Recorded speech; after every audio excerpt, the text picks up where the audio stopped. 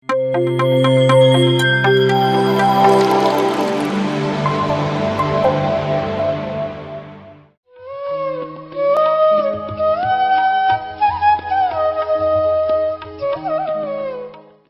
ಕಾರ್ಯಕ್ರಮಕ್ಕೆ ಕಾರಣಕರ್ತರಾದಂಥ ಶಾಂತಲಾ ಮೇಡಮ್ ಮತ್ತು ಅವರ ತಂಡದವರೆಗೂ ಜೋರಾಗಿ ಚಪ್ಪಾಳೆ ಮತ್ತು ನಮಸ್ಕಾರ. 4ನೇ ವರ್ಷದ ವಾರ್ಷಿಕೋತ್ಸವಕ್ಕೆ ಮತ್ತು ಆತ್ಮಶಕ್ತಿ ಪಿರಮಿಡ್ ವಾರ್ಷಿಕೋತ್ಸವಕ್ಕೆ ಶುಭಾಶಯ ಕೋರುತ್ತಾ, ಸ್ನೇಹಿತರೆ, ಇಲ್ಲಿ ಹೊಸದಾಗಿ ಧ್ಯಾನಕ್ಕೆ ಈಗಷ್ಟೇ ಬಂದಿರೋರು ಎಷ್ಟು ಜನ ಇದ್ದೀರಾ ರೀಸೆಂಟಾಗಿ? Okay, very good. ಸೊ ನಿಮ್ಮೆಲ್ಲರಿಗೂ ಜೋರಾಗಿ ಚಪ್ಪಾಳೆ. ಸ್ನೇಹಿತರೆ, ನಾನು 2009ನೇ ಇಸ್ವಿಯಲ್ಲಿ ಪತ್ರಿಜಿಯವ್ರನ್ನ ಭೇಟಿ ಮಾಡಿ ನನ್ನ ಧ್ಯಾನದ ಒಂದು ಪ್ರಯಾಣ ಮತ್ತು ಆಧ್ಯಾತ್ಮಿಕ ಜ್ಞಾನವನ್ನು ಮುಂದುವರ್ಸಕ್ಕೆ ಮತ್ತು ಅದನ್ನು ಇನ್ನೂ ಹೆಚ್ಚಿಸ್ಕೊಳ್ಳೋಕ್ಕೆ ನಾನು ಪ್ರಯಾಸ ಶುರು ಮಾಡಿದ್ದು 2009ರಲ್ಲಿ. ಕೆಲವೇ ಒಂದು ಬೈಠಕ್ ಅಂತ ಏನು ಹೇಳ್ತೀವಿ, ಒಂದು ಮೀಟಿಂಗ್ಸಲ್ಲೇ ಒಂದು 4 ಸತಿ ನಾನು ಪತ್ರಿಜಿಯವ್ರನ್ನ ಭೇಟಿ ಮಾಡಿ ಆ 4 ಮೀಟಿಂಗ್ಸಲ್ಲೇ ನನಗೆ ನನ್ನ ಈ ಜೀವನದ ಒಂದು ಎಲ್ಲ ಶಂಕೆಗಳು ಮತ್ತು ಈ ಪ್ರಶ್ನೆಗಳಿಗೆ ಉತ್ತರ ಸಿಕ್ತು ಅಂತ ನಾನು ಹೇಳ್ಬೋದು. ಮತ್ತು 2010ನೇ ಇಸ್ವಿಯಲ್ಲಿ ನನಗೆ ಈ ದೇಹದಲ್ಲಿ ಮತ್ತು ಈ ಭೂಮಂಡಲದಲ್ಲಿ ಮತ್ತೆ ಪುನರ್ಜನ್ಮ ಆಯಿತು ಅಂತಲೇ ಹೇಳ್ಬೋದು. ಯಾಕಂದರೆ ಅದರ ಹಿಂದೆ ಇದ್ದಿದ್ದಂಥ ನನ್ನ ಜೀವನ ಶೈಲಿ ಮತ್ತು ಧ್ಯಾನಕ್ಕೆ ಬಂದಂಥ ಮೇಲೆ ನನಗೆ ಸಿಕ್ಕಿದ್ದಂಥ ಜೀವನ ಶೈಲಿ ತುಂಬ ಅದ್ಭುತವಾದ ಒಂದು ಬದಲಾವಣೆ ನನಗೆ ಸಿಕ್ತು ಅಂತ ಹೇಳ್ಬೋದು. ಅದಕ್ಕೆ ನಾನು ಪುನರ್ಜನ್ಮ ಅಂತ ಹೇಳ್ತೀನಿ. ನನ್ನನ್ನು ನಾನು ಕಂಡುಕೊಂಡಿದ್ದು ಮತ್ತು ಜೀವನ ನಿರಾಯಾಸ ಅನ್ನೋ ಪದಗಳ ಅರ್ಥ ನನಗೆ ಸಿಕ್ಕಿದ್ದು 2010ರಲ್ಲಿ ಧ್ಯಾನ ಸಾಧನೆ ಮಾಡಿದ ಮೇಲೆ ಅಂತ. ಸ್ನೇಹಿತರೆ, ಪತ್ರಿಜಿಯವ್ರನ್ನ ಎಷ್ಟು ಮಾಸ್ಟರ್ಸ್ ಇಲ್ಲಿ ಭೇಟಿ ಮಾಡಿಲ್ಲ, ಪತ್ರಿಜಿಯವ್ರನ್ನ ಭೇಟಿ ಮಾಡಿಲ್ಲ. ಓಕೆ. ಸೊ ಸ್ನೇಹಿತರೆ, ನೀವೆಲ್ಲ ಪತ್ರಿಜಿಯವ್ರನ್ನ ಭೇಟಿ ಮಾಡದೇ ಇದ್ರೂ ಸಹ ಅವರ ಜ್ಞಾನದ ನುಡಿಗಳನ್ನು ಎಲ್ಲ PMC ಚಾನಲಲ್ಲಿ ನೀವು ನೋಡ್ಬೋದು. PMC ಕನ್ನಡ ಚಾನಲ್ ಎಷ್ಟು ಸಬ್ಸ್ಕ್ರೈಬ್ ಮಾಡಿದ್ದೀರಾ ಇಲ್ಲಿರೋರು? ಸೊ ಮಾಡದೇ ಇರೋರು ದಯವಿಟ್ಟು ಈಗಲೇ ಫೋನನ್ನು ತಗೊಂಡು PMC ಕನ್ನಡ ವಾಹಿನಿ, PMC ಕನ್ನಡ ಚಾನಲನ್ನು ಸಬ್ಸ್ಕ್ರೈಬ್ ಮಾಡ್ಕೊಳ್ಳಿ ಅಂತ ನಾನು ಈ ಮೂಲಕ ನಾನು ಕೇಳ್ಕೊಳ್ತೀನಿ.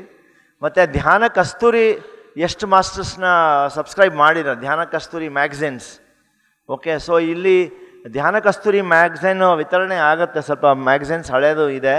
ಮತ್ತು ಅಲ್ಲಿ ಧ್ಯಾನ ಕಸ್ತೂರಿ ಪ್ಯಾಂಪ್ಲೆಟು ಸಹ ಇಲ್ಲಿದೆ, ಮಾಸಿಕ ಮ್ಯಾಗ್ಝಿನ್ ಅದು. ದಯವಿಟ್ಟು ಅದನ್ನು ಸಬ್ಸ್ಕ್ರೈಬ್ ಮಾಡ್ಕೊಳ್ಳಿ. ಎಲ್ಲ ಧ್ಯಾನ ಜ್ಞಾನದ ನುಡಿಗಳು ಎಲ್ಲ ನಿಮಗೆ ಸಿಗುತ್ತೆ, ಪತ್ರಿಜಿಯವರ ಜ್ಞಾನವಾಣಿಗಳು ಸಿಗುತ್ತೆ. ಸೊ ಇದು ತುಂಬ ಮುಖ್ಯವಾದ 2 ಅಂಗಗಳು ನಮ್ಮ ಕರ್ನಾಟಕ ಪಿರಮಿಡ್ ಸ್ಪಿರಿಚುವಲ್ ಸೊಸೈಟೀಸ್ ಮೂಮೆಂಟಿಗೆ ಪ್ರೇರಕವಾಗಿರುವಂಥದ್ದು ಅಂತ ಹೇಳ್ಬೋದು. ಸ್ನೇಹಿತರೆ, ನನಗೆ ವೈಯಕ್ತಿಕವಾಗಿ ಪತ್ರಿಜಿಯವರು ಸಿಕ್ಕಿದ್ದು ನನ್ನ ಭಾಗ್ಯ ಅಂತ ನಾನು ಹೇಳ್ಬೋದು ಈ ಜನ್ಮಕ್ಕೆ. ಅದರಲ್ಲಿ ನಾನು 2 ವರ್ಷದ ಕಾಲ ನನಗೆ ಸತತವಾಗಿ ನಾನು ಸಾಧನೆ ಮಾಡಿದ್ದು ಅವರು ಕೊಟ್ಟಂಥ 18 ಸೂತ್ರಗಳು ಅಂತ ಹೇಳ್ಬೋದು. 18 ಸರಳ ಸೂತ್ರಗಳನ್ನು ಪ್ರಪಂಚಕ್ಕೆ ತುಂಬ ಸರಳ ಭಾಷೆಯಲ್ಲಿ ಎಲ್ಲ ಜ್ಞಾನದ ಸಾರ, ಎಲ್ಲ ವೇದಗಳ ಸಾರ, ಎಲ್ಲ ಮಹಾಭಾರತ ಮತ್ತು ಗೀತಾ ಇರ್ಬೋದು, ರಾಮಾಯಣ ಇರ್ಬೋದು, ಏನೇನು ಜ್ಞಾನದ ಆಧ್ಯಾತ್ಮಿಕ ಜ್ಞಾನಕ್ಕೆ ತಕ್ಕಂಥ ಏನೇನು ನುಡಿಗಳು ಬೇಕೋ ಎಲ್ಲವನ್ನು ಅದನ್ನು ಜ್ಯೂಸ್ ಥರ ಮಾಡಿ ಒಂದು ಕಡೆ ನಮಗೆ ಶೇಖರಣೆ ಮಾಡಿ ನಮಗೆ ಕೊಟ್ಟಿದ್ದಾರೆ ಪತ್ರಿಜಿಯವರು. 18 ಸೂತ್ರಗಳು ಅಂತ ಹೇಳ್ಬೋದು. ನನಗೆ ಈ 18 ಸೂತ್ರಗಳು ತುಂಬ ಪ್ರಿಯವಾದದ್ದು.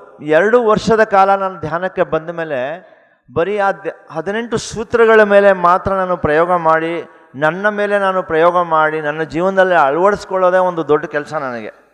ಎಲ್ಲರೂ ಈ 18 ಸೂತ್ರಗಳನ್ನು ನೋಡಿ, ಓದಿ ಮತ್ತು ಅದನ್ನು ಅನುಭವಿಸಿ ಅಂತ ನಾನು ಹೇಳ್ತೀನಿ. ಇದರಲ್ಲಿ 4 ಮುಖ್ಯ ಸ್ತಂಭಗಳನ್ನು ನಾನು ಇಲ್ಲಿ ಸಂಕ್ಷಿಪ್ತವಾಗಿ ಹೇಳ್ತೀನಿ ನಿಮಗೆ. 4 ಮುಖ್ಯ ಸ್ತಂಭಗಳಲ್ಲಿ 18 ಸೂತ್ರಗಳಲ್ಲಿ ಮುಖ್ಯವಾದದ್ದು ನಾನು ಹೇಳ್ತೀನಿ. ಮೊದಲನೆಯ ಮುಖ್ಯವಾದ ಸೂತ್ರ ಏನಪ್ಪ ಅಂತ ಹೇಳಿದ್ರೆ, ಸರಿಯಾದ ಧ್ಯಾನ ಮತ್ತು ಧ್ಯಾನ ಪ್ರಚಾರ. ಸರಿಯಾದ ಧ್ಯಾನವನ್ನು ನಾವು ಮಾಡೋದು, ಅಭ್ಯಾಸ ಮಾಡೋದು ಮತ್ತು ಧ್ಯಾನ ಪ್ರಚಾರ ಮಾಡೋದು ಪ್ರಥಮವಾದ ಮುಖ್ಯವಾದ ಒಂದು ಸೂತ್ರ ಅಂತ ಹೇಳ್ತೀನಿ. ನಾವು ನಮಗೋಸ್ಕರ, ನಮ್ಮ ಉದ್ಧಾರಕ್ಕೋಸ್ಕರ ನಮಗೋಸ್ಕರ ಸಮಯ ಕೊಡಬೇಕು. ಸರಿಯಾದ ಧ್ಯಾನ ಅಂದರೆ ಏನು? ಆನಾಪಾನಸತಿ ಧ್ಯಾನ, ನಮ್ಮ ಉಸಿರಾಟವನ್ನು ಗಮನಿಸುವಂಥ ಆನಾಪಾನಸತಿ ಧ್ಯಾನ. ಮತ್ತು ನಮಗೆ ನಾವು ಆ ಧ್ಯಾನವನ್ನು ಅಭ್ಯಾಸ ಮಾಡಿದ ಮೇಲೆ ಮಾಡ್ತಾ ನಾವು ಧ್ಯಾನ ಪ್ರಚಾರವನ್ನು ಮಾಡುವಂಥದ್ದು ಅಂತ. ಯಾಕೆ ಇದು ಮುಖ್ಯ ಅಂತ ಹೇಳಿದ್ರೆ, ನಾವು ಒಂದು ಒಲೆ ಹಚ್ಚಬೇಕು ಅಂತ ಹೇಳಿದ್ರೆ, ಒಂದು ಗ್ಯಾಸ್ ಸ್ಟವ್ ಹಚ್ಚಬೇಕು ಅಂದರೆ ಏನು ಬೇಕು? ನಮಗೆ ಇಂಧನ ಬೇಕು, ಹೌದಾ ಇಲ್ವಾ? ಗ್ಯಾಸು LPG ಗ್ಯಾಸ್ ಬೇಕು. ಇಂಧನ ಇಲ್ಲದೆ ಇದ್ದರೆ ಬರೀ ಲೈಟ್ರ್ ಹಚ್ಚುತ್ತಾ ಇದ್ರೆ ಏನಾದ್ರು ಹಚ್ಕೊಳತ್ತಾ ಒಲೆ? ಇಲ್ಲ. ಸೊ ನಮ್ಮ ಜೀವನಕ್ಕೆ ನಾವು ಜೀವನ ಸಮೃದ್ಧವಾಗಿ, ನಿರಾಯಾಸವಾಗಿ, ಖುಷಿಯಿಂದ ಎಲ್ಲ ಥರ ಒಂದು ಅದ್ಭುತವಾದ ಮನೋರಂಜಕವಾದ ಒಂದು ಜೀವನ ನಡೆಸಬೇಕು ಅಂದರೆ ನಮಗೆ ಶಕ್ತಿ ಬೇಕು. ನಮಗೆ ಆ ಶಕ್ತಿ ಮತ್ತು ನಾವು ಆತ್ಮಸ್ವರೂಪರು ಅನ್ನೋ ಒಂದು ಜ್ಞಾನ ನಮಗೆ ಯಾವಾಗಲೂ ಬೇಕು. ನಾನು ದೇಹ ಅಲ್ಲ, ಮನಸ್ಸಲ್ಲ, ಬುದ್ಧಿನೂ ಅಲ್ಲ, ನಾನು ಆತ್ಮಸ್ವರೂಪಿ ಅನ್ನೋ ಒಂದು ಜ್ಞಾನ ನಮಗೆ ಸಿಗಬೇಕು. ನಮಗೆ ಜೀವನದಲ್ಲಿ ಓಡಾಡಲಿಕ್ಕೆ ಶಕ್ತಿ, ಮಾತಾಡಲಿಕ್ಕೆ ಶಕ್ತಿ, ನಮಗೆ ಕ್ಷಮತೆ, ಶ್ರವಣ ಮಾಡಲಿಕ್ಕೆ ಶಕ್ತಿ, ನೋಡುವಂಥ ಶಕ್ತಿ, ಎಲ್ಲ ಕಡೆ ಓಡಾಡೋಕ್ಕೆ ಎಲ್ಲ ಶಕ್ತಿ ಬೇಕು ಅನ್ನೋದು ಈ ಧ್ಯಾನದಿಂದ ಮಾತ್ರ ಸಾಧ್ಯ. ಅದು ನಾವು ಪ್ರತಿನಿತ್ಯ ನಾವು ಮಾಡಲೇಬೇಕು. ಮತ್ತು ಬೇರೆ ಎಲ್ಲ ಮಾನವ ಕುಲಕ್ಕೆ ಅದನ್ನು ನಾವು ಕೊಡಬೇಕು ಅನ್ನೋದು ತುಂಬ ಮುಖ್ಯವಾದ ಸೂತ್ರ ಸ್ನೇಹಿತರೆ.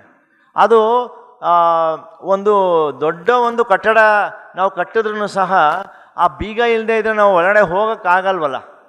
ಎಷ್ಟು ದೊಡ್ಡ ಮನೆ ಕಟ್ಟಿದ್ರು ನಮಗೆ ಏನು ಬೇಕು? ಒಂದು ಬೀಗ ಬೇಕು. ಆ ಒಳಗಡೆ ಹೋದ ಮೇಲೆ ಮನೆ ನಮ್ಮದೇ. ಆ ಬೀಗದ ಕೈ ಬಂದು ನಾವು ಧ್ಯಾನ ಮಾಡೋವಂಥ ಪ್ರೋಸೆಸ್ಸು ಅಂತ. ಪ್ರತಿನಿತ್ಯ ನಾವು ಧ್ಯಾನ ಸರಿಯಾದ ರೀತಿಯಲ್ಲಿ ನಾವು ಮಾಡಬೇಕು ಸ್ನೇಹಿತರೆ. ಆನಾಪಾನಸತಿ ಧ್ಯಾನ ಮತ್ತು ಧ್ಯಾನವನ್ನು ಹೇಳಿಕೊಡುವಂಥದ್ದು. ಸೊ ಇವತ್ತಿನ ಈ ಕಾರ್ಯಕ್ರಮದ ಲಿಂಕು ಸಹ ನಿಮಗೆ PMC ಚಾನಲಲ್ಲಿ ಇದೆ, ಲೈವಲ್ಲಿ. ಸೊ ನೀವೇನು ಮಾಡ್ಬೋದು? ಲಿಂಕನ್ನು ತಗೊಂಡು ಎಲ್ಲರಿಗೂ ಪ್ರಚಾರ ಮಾಡ್ಬೋದು. ಎಲ್ಲರಿಗೂ 10 ಜನಕ್ಕೆ ಕಳಿಸಿದ್ರು ನಾವು ಎಷ್ಟು, ಇಲ್ಲಿ ಒಂದು 500 ಮಾಸ್ಟರ್ಸ್ ಇಲ್ಲಿ ಸೇರಿದರೆ 500 × 10 ಅಂದರೆ ನಿಮ್ಗೆ ಎಷ್ಟಾಯಿತು? 5000 ಮಾಸ್ಟರ್ಸ್ಗೆ ನಾವು ಕಳಿಸ್ಬೋದು ಅಂತ ಹೇಳ್ಬೋದು. ಓಕೆ, ಎರಡನೆಯ ಒಂದು ಮುಖ್ಯವಾದ ತತ್ವ ಅಂತ ಹೇಳಿದ್ರೆ ನಾವು ಸಸ್ಯಾಹಾರಿಗಳಾಗೋದು ಅಂತ. ಈಗ ತಾನೇ ಪೈಮ್ನಾಥ್ ಸರ್ ಅವರು ಹೇಳಿದ್ರು, ಅಹಿಂಸಾ ಪರಮೋ ಧರ್ಮ ಅಂತ. ಧರ್ಮಕ್ಕಿಂತ ಮಿಗಿಲಾಗಿದ್ದಂಥದ್ದು ಅಹಿಂಸೆ ಧರ್ಮ ಅಂತ ಹೇಳ್ತೀವಿ. ಅಹಿಂಸಾ ಪರಮೋ ಧರ್ಮ ಅನ್ನೋದು. ಈಗ ಯಾವ ಥರ ಆಯುರ್ವೇದದಲ್ಲಿ ಮತ್ತು ಮೆಡಿಕಲ್ಗಳಲ್ಲಿ ಹೇಳ್ತಾರೆ, ಲಂಕಣಂ ಪರಮ ಔಷಧಂ ಅಂತ. ಅಂದರೆ ಎಲ್ಲ ಔಷಧಿಗಳು ಫೇಲ್ ಆದ್ರೂ ಸಹ ಉಪವಾಸವನ್ನು ಒಂದು ಔಷಧವನ್ನು ನಾವು ಅಳವಡಿಸ್ಕೊಂಡ್ರೆ ಎಲ್ಲ ಔಷಧಕ್ಕಿಂತ ಜಾಸ್ತಿ ಕೆಲಸ ಮಾಡೋದೇನೆಂದರೆ ನಾವು ಉಪವಾಸ ಮಾಡೋದ್ರಿಂದ ಅಂತ. ಎಲ್ಲ ರೋಗಕ್ಕೂ ಪ್ರಾಣ ಅಂತ. ಇದಕ್ಕೆ ನಮ್ಮ ಜೀವನ ನಾವು ರಾವಣನಾಗಬೇಕು ಇಲ್ಲ ರಾಮನಾಗಬೇಕು ಅನ್ನೋದು ಒಂದು ನಿರ್ಧಾರ ನಾವು ತಗೊಳ್ಬೇಕಾದ್ರೆ ಅಹಿಂಸೆ ಅನ್ನೋದು ತುಂಬ ಮುಖ್ಯವಾದ ಮಾರ್ಗ. ಅಹಿಂಸಾ ಪರಮೋ ಧರ್ಮ. ಎಲ್ಲರೂ ಅಹಿಂಸಾವಾದಿಗಳಾಗಬೇಕು. ಎಲ್ಲ ಅಹಿಂಸೆ. ನಾವು ಮಾಂಸಾಹಾರವನ್ನು ತಿನ್ನೋದು 100% ನಾವು ನಿಲ್ಲಿಸಬೇಕು. ಜೊತೆಗೆ ಬೇರೆಯವರಿಗೆ ಹಿಂಸೆ ಕೊಡುವಂಥದ್ದು, ಮನುಕುಲಕ್ಕೆ ಆಗಿರಲಿ, ಮಾತಲ್ಲಿ, ನಮ್ಮ ವಿಚಾರಗಳಲ್ಲಿ ಹಿಂಸೆಯನ್ನು ಸೃಷ್ಟಿ ಮಾಡ್ಕೊಳ್ಬೇಡಿ. ನಿಮಗೂ ಸಹ ನೀವು ಪ್ರೀತಿಯನ್ನು ಸೃಷ್ಟಿ ಮಾಡ್ಕೊಳ್ಳಿ. ನಿಮಗೂ ನೀವು ಹಿಂಸೆ ಕೊಡಬೇಡಿ.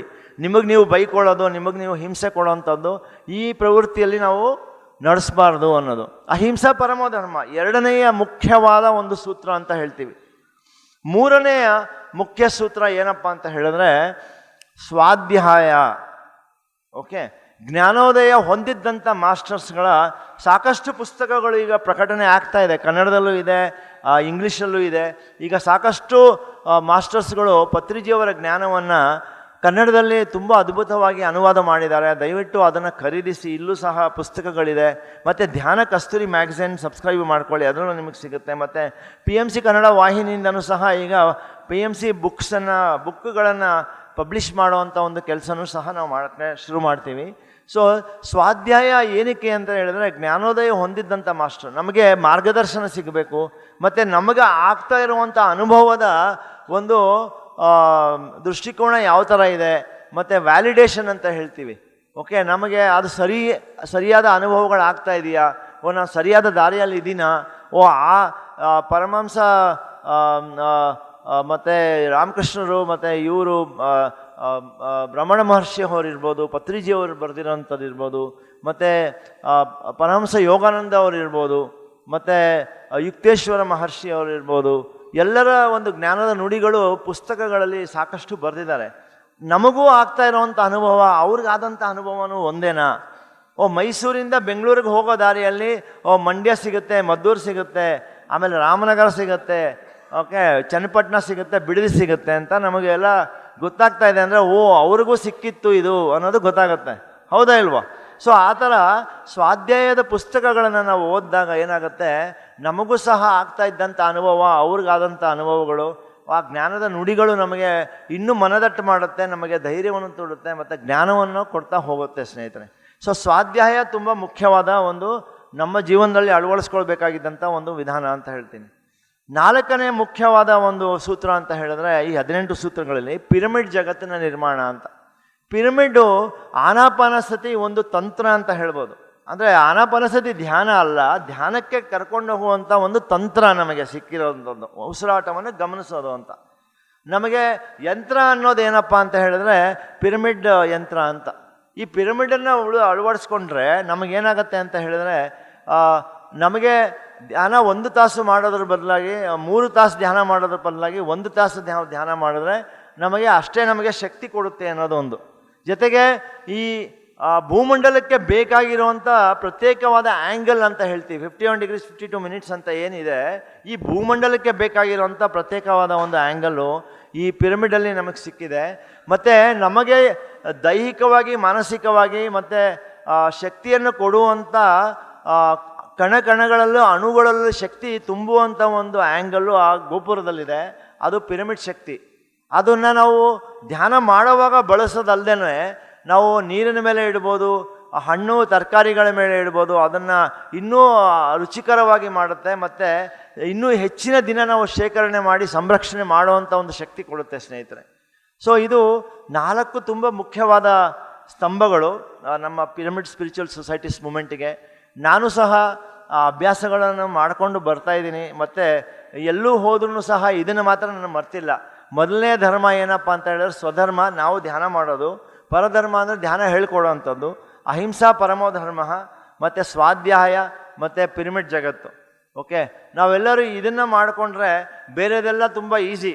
ಇನ್ನು ಬೇರೆ ಸೂತ್ರಗಳ 18 ಸೂತ್ರಗಳಲ್ಲಿ 4 ಸೂತ್ರಗಳು ಬಿಟ್ಟರೆ ಇನ್ನೆಲ್ಲ ಇನ್ನು 14 ಸೂತ್ರಗಳನ್ನು ಅಳವಡಿಸ್ಕೊಳ್ಳೋಕ್ಕೆ, ಅರ್ಥ ಮಾಡ್ಕೊಳ್ಳೋಕ್ಕೆ, ಅರ್ಥೈಸ್ಕೊಳ್ಳೋಕ್ಕೆ ಮತ್ತು ಅದನ್ನು ನಮ್ಮ ಜೀವನದಲ್ಲಿ ನಾವು ಕಾರ್ಯರೂಪಕ್ಕೆ ತರೋಕ್ಕೆ ತುಂಬ ಈಸಿ ಆಗುತ್ತೆ ಸ್ನೇಹಿತರೆ.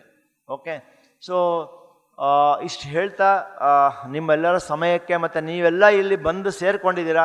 ಸೊ ನಿಮ್ಮೆಲ್ಲರಿಗೂ ಜೋರಾಗಿ ಚಪ್ಪಾಳೆಯ ಮೂಲಕ ನನ್ನ ವಂದನೆಯನ್ನು ಸಲ್ಲಿಸುತ್ತಾ ನನ್ನ ಮಾತನ್ನು ಮುಗಿಸ್ತೀನಿ. ತುಂಬ ತುಂಬ ಧನ್ಯವಾದಗಳು. Thank you. PMC Kannada channel ಅನ್ನು ಲೈಕ್ ಮಾಡಿ, ಶೇರ್ ಮಾಡಿ, ಸಬ್ಸ್ಕ್ರೈಬ್ ಮಾಡಿ ಮತ್ತು ಮಾಡಿಸಿ. ಎಲ್ಲರಿಗೂ ಧನ್ಯವಾದಗಳು.